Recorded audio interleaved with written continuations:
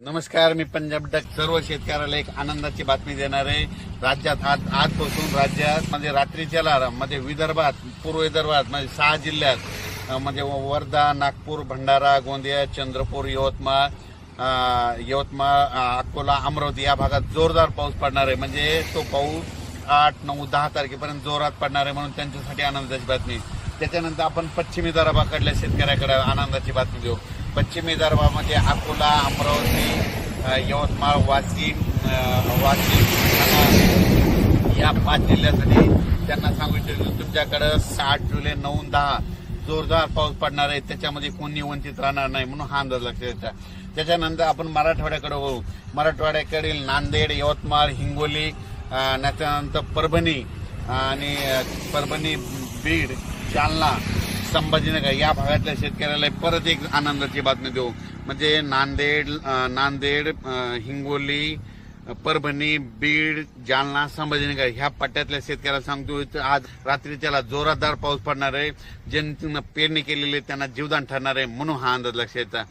त्याच्यानंतर परत आपण वळू इकडे लातूर जिल्ह्याकडे। लातूर जिल्हा, धाराशिव जिल्हा, बार्शी जिल्हा, त्याच्यानंतर नगर जिल्हा त्या भागामध्ये थोडा म्हणजे विखुरलेल्या स्वरूपात पाऊस पडणार आहे ह्या 4 दिवसामध्ये 8, 9, 10। पण तिकडे देखील सर्वांना पिकांना जीवदान ठरणार आहे, म्हणून त्यांनी हा अंदाज लक्षात घ्यायचा। नगर जिल्ह्यात देखील आज देखील खूप ठिकाणी 8, 9, 10, 11 जुलैपर्यंत तिकडे जोराचा पाऊस पडणार आहे, पिकाला जीवदान ठरणार आहे, म्हणून हा अंदाज लक्षात घ्यायचा। त्याच्यानंतर कोकणाकडे वळू। कोकणातील संपूर्ण म्हणजे साताऱ्यापासून ते कळवण, नाशिकपर्यंत तिकडे जोराचा पाऊस राहणार आहे। आणि त्या जोराचा पाऊस पडल्यामुळे नाशिककडे नद्याला पूर येणार आहे।